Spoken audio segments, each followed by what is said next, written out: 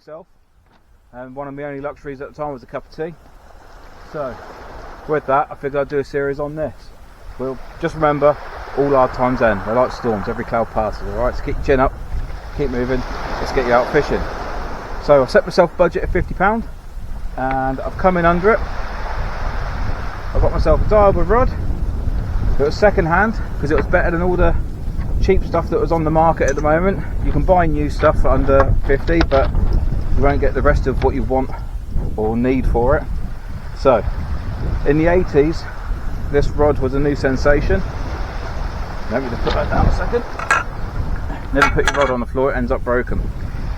Yeah, biggest sin, I know. Anyway, if I can get this out of here, I have had it out already to check it over. So in the 80s, the standard length of every rod was pretty much 12 foot. Didn't really see much of the continental scene, and I managed to pick this up, which in its day was absolutely cracking. It's a Supercast 200, okay, and it was done by, I think it's Paul Carey. Yeah, Paul Carey. So blinding rod this. So there's not many eyes on it or anything. It's literally a sleeve fit there. Got quite a bulky sort of EVA handle on where the reel sits, but it handles 4 to 8 ounces, so it'll do any fishing around here. Whilst by today's standards it's certainly not pretty, it will certainly do the job. Sits on tide well, it's quite floppy on the end as you can see, but this also has a lot of grunt further down. It's quite thick here, it's about, I don't know, somewhere around 28mm, so you're talking about sort of compressor thickness. Anyway, with that,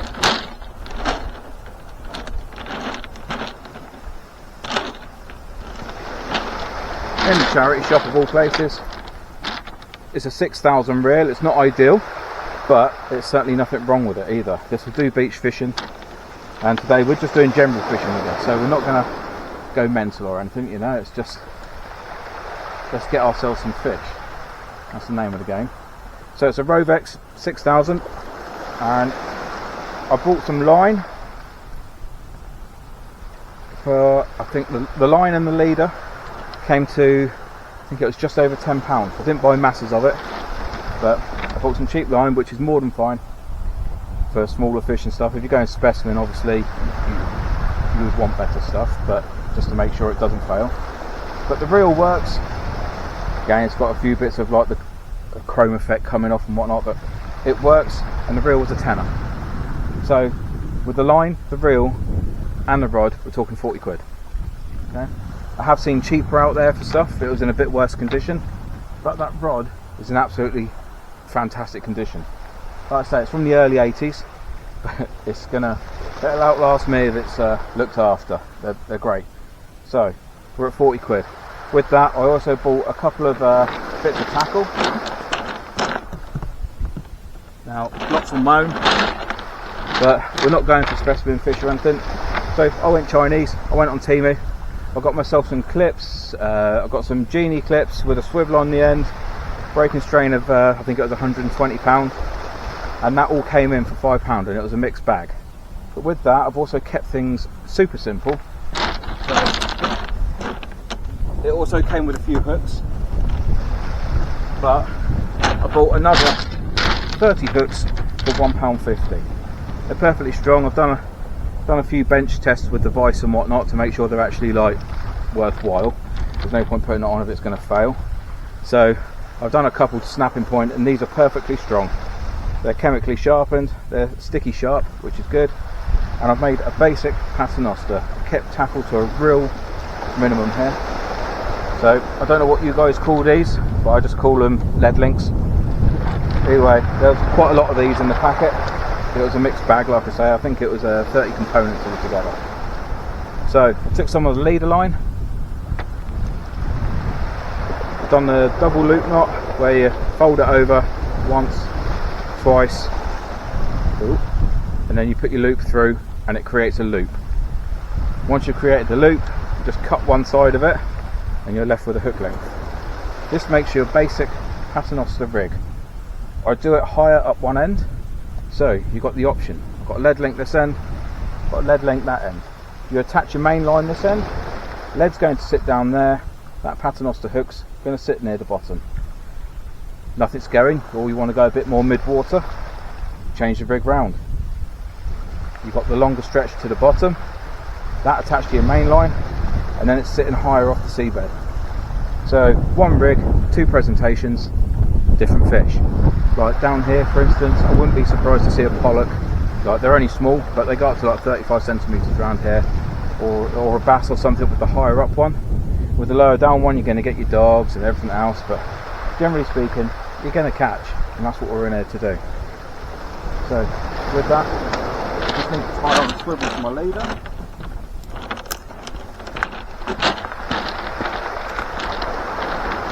So if you haven't been fishing, I'm just going to do a simple fishing knot, if I can find my thing. There it is. Right, so Gemini link is going to hold onto your rig.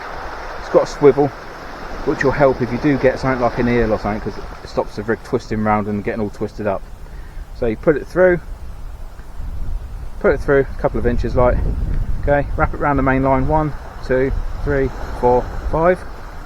You can do it less because it's larger. This is a 70-pound line I'm using. Put it back through the loop you've just created, pinch it with your thumb, bring it back on itself, just pull it through lightly, if I can get hold of it, that's that, more butterfingers. Then give it a bit of lube when you're at that stage. Sorry for those that are a bit squeamish. And then just cinch it down. You can pull it, and if it doesn't go, just help it. Pull the tag in, tighten the knot up, give it a good, and what that does is, where you go back through the loop, it pinches the tag end and it stops it pulling out like a normal blood knot would. So there we go, perfectly good fishing knot for basic fishing. Absolutely nothing wrong with it. If you want to research other knots that are stronger, look up the Palomar. I find that's the strongest knot, I believe, out there at the moment. Something like a 90% strength rate or something. But either way, this will get you fishing and it'll catch your fish. That's all you need. Okay, with that I'm going to rig up, and then I'll come back to you.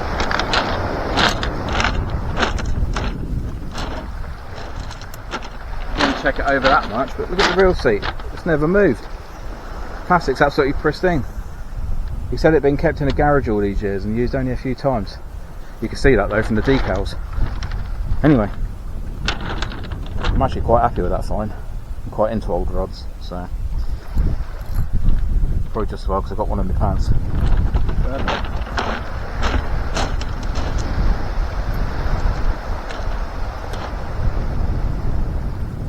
Copy of rig.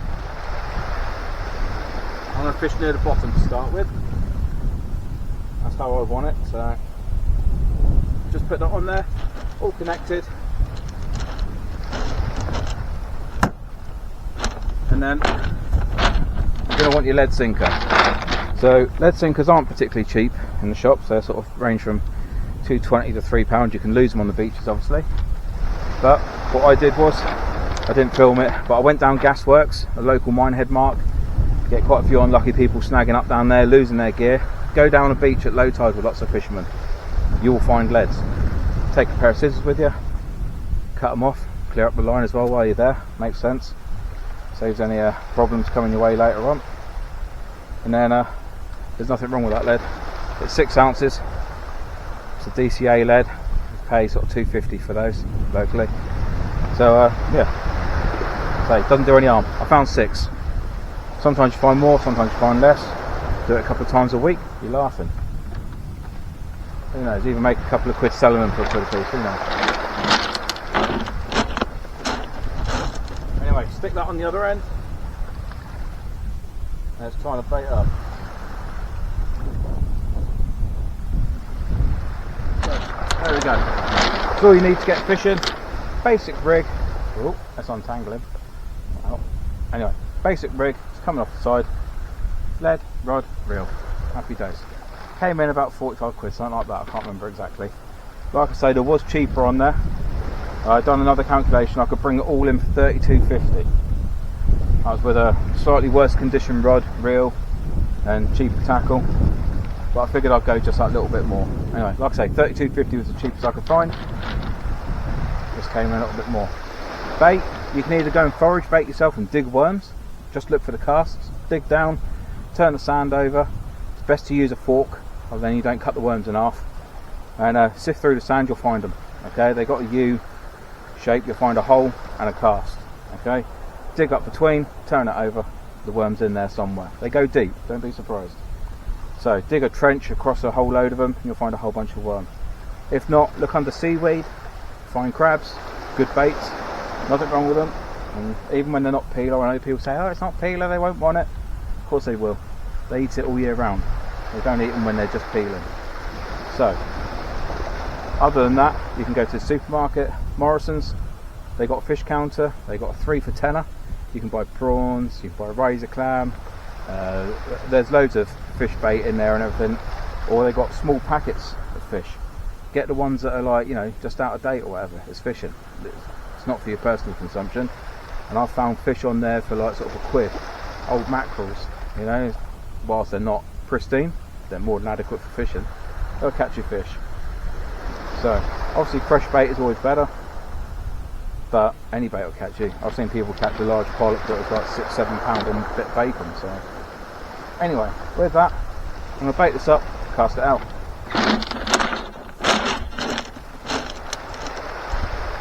I'm not going to hoof it to start with, just to make sure the rod is okay. We'll put a bit of squid on that.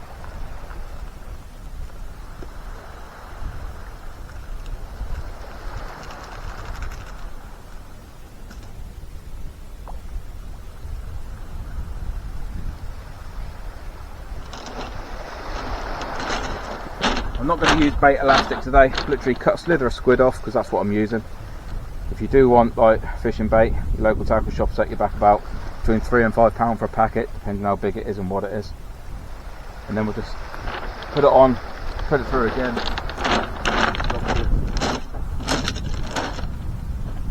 Ow, that's sharp. Okay, through the tip and through the body again. There you go, I've got enough for a third loop. I'll just stitch it back through again.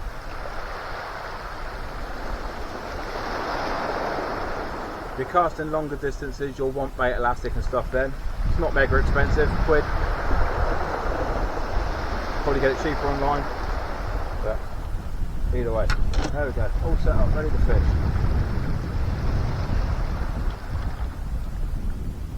Let's catch fish on budget here. Never cast this rod before, so it'll be interesting. Put a bit too much leader on the rear as well. Never mind.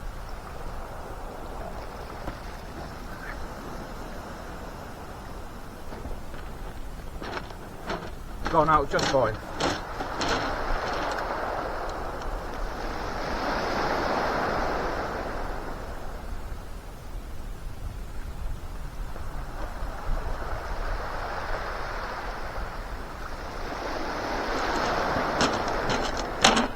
So today, obviously, I'm using my own Rodrest. I have seen them online, second hand on Facebook for £5. The only thing was I didn't have time to go and get it. The guide, like, he wasn't in for the times I could get around before I'd done this. So yeah, it comes in at £50 with that setup that I've got. If it was the other setup, it would be £37.50. So have a look round. You'll probably be able to find it even cheaper. But it'll be interesting, see what we can catch on it. That just went out maybe 50, 55 yards, something like that, just a gentle flick. So it's only a 6,000 reel. And the line needs to bed in properly yet. I haven't done it that great, to be honest. I was in a bit of a hurry. But I'll give it a harder cast next time and then gradually it'll come back in. Anyway, budget fishing, let's do it. Now, the other thing you're going to want is like a pair of pliers at your garage, unhooking if it goes a bit deeper. I tend to use a T-bar, but again, that's something you can get as you go along. If you don't have a pair of pliers, pound shop, anything like that, they're in there, they'll suffice. Might need to oil them now and then where they get a bit rusty. But I'll keep this for like bending back a hook in case I need it. I've got the T-bar that I use. And a pair of scissors is better than a knife for cutting bait, I find. But any sharp knife, kitchen knife, take it with you, you know. Take a small chopping board, makes life easier. and you just need a small bag to carry it in. You don't need masses of space. Yes, I've got a tackle box, but I carry a tackle shop with me, so yeah.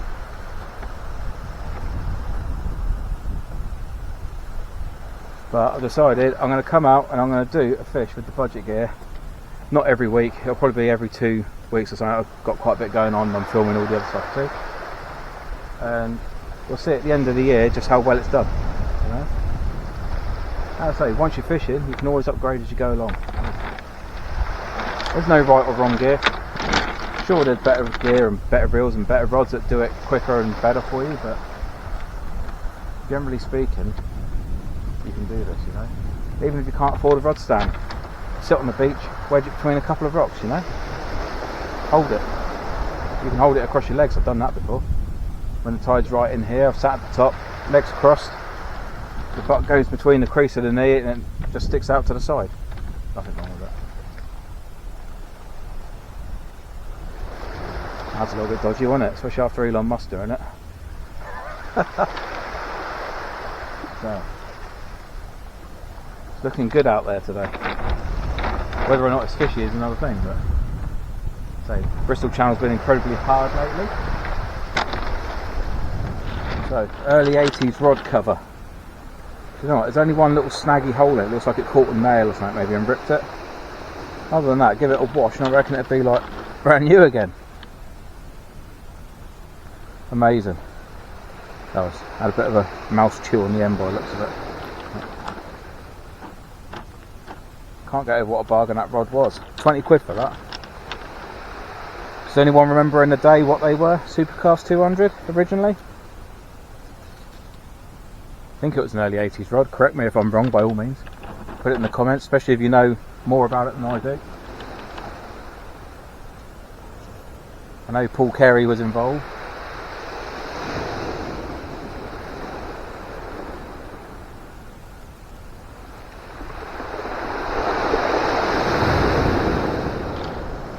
So, after I've finished with this setup, I'm going to be donating it.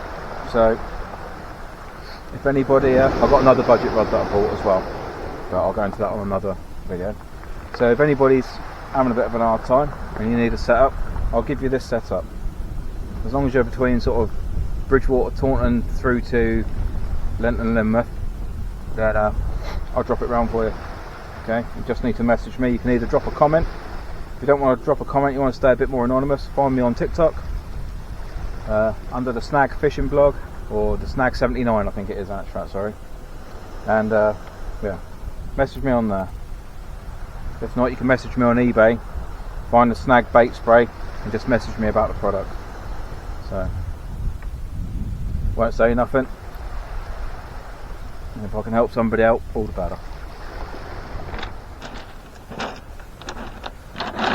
So, earlier on showed you the fisherman's knot for attaching the terminal tackle on the hooks.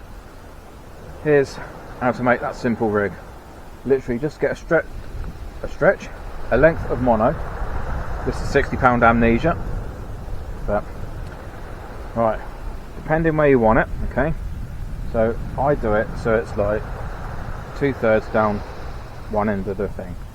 So you've got a long bit there and a short bit there. Okay, all you've got to do is double it, so it's like so. Sorry it's clear, I would have chosen a colour, but we're on the beach. Okay, all you do is push and they make a loop.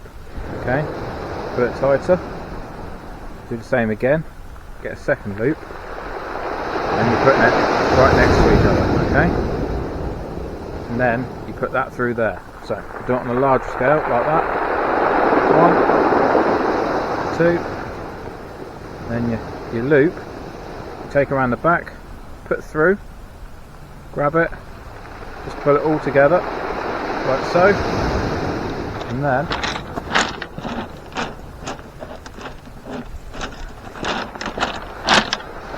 now it's nice and tight, depending on how long you want your limb, just cut it, give it a good strong tug just to make sure it's not going to fail you. There you go, and then you've got your hook length, okay?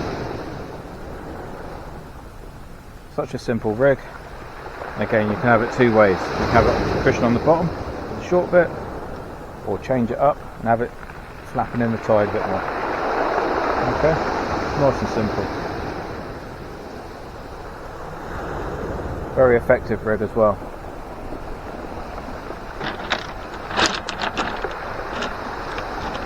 Although not today. So,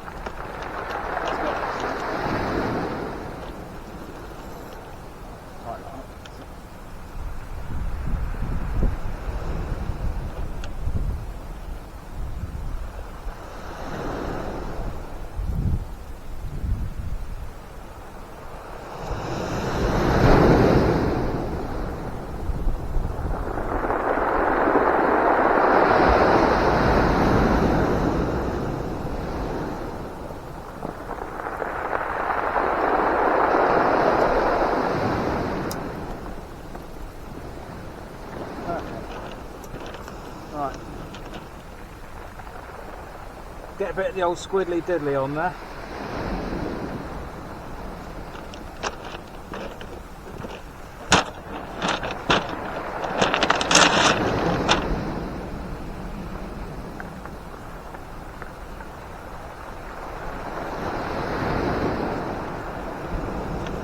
Right, so what I'm doing is taking the tail, and then I cut it along just one line so it's still joined, and then I'll pinch them both through there, and then it'll just flap. These two bits will flap. Oh, if I can get hold of it in a second. There we go, okay, and then it'll just flap in the tide. Get a bit of movement there.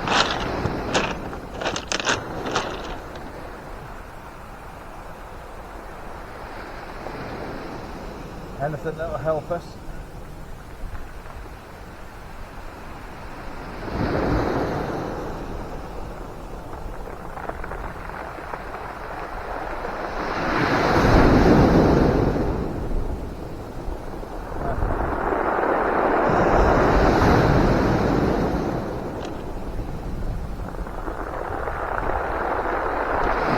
It's nice and flappy. Let's try and get some baits on there, so.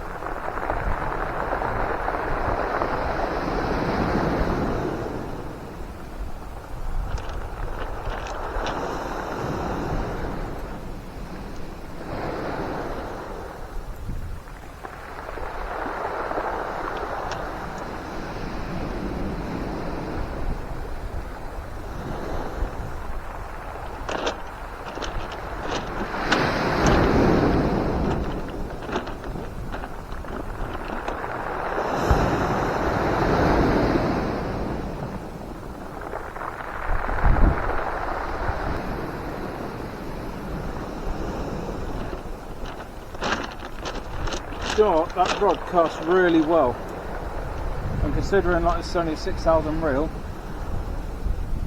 that goes well as well. So the only thing I have noticed with the reel is when it's loading the line back on, it's a little front end heavy, but that just means you need to change the washers on the drag. I can't remember it's whether you need to add one or take one off. I think when it's loaded at front you need to take one off. I'm sure somebody will put it in the comments. If not, it's an easy Google find.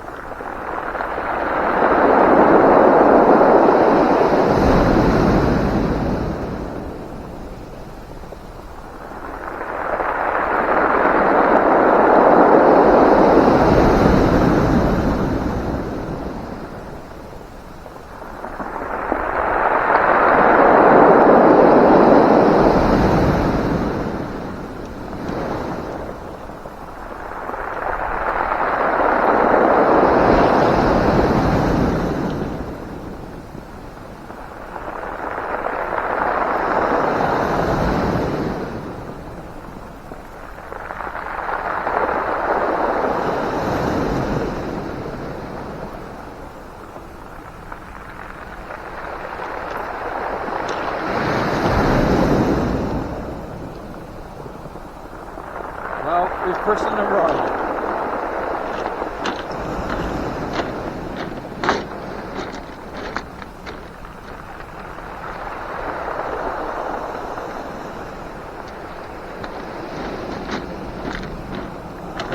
It's a tiny bull huss.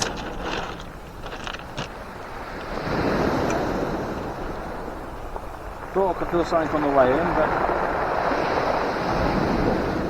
that's not very friendly hooking for you, is it? You can smell that hook. There you go, mate. So, one of my favourite fish to see. Oh. Sorry, 2 seconds. Well,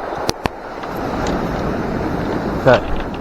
One of my favourite fish to see, bull huss. He just wants to curl up. Evolutionary perfection, these. But anyway, we're getting back. We've christened the budget rod. Goes to show, simple can catch.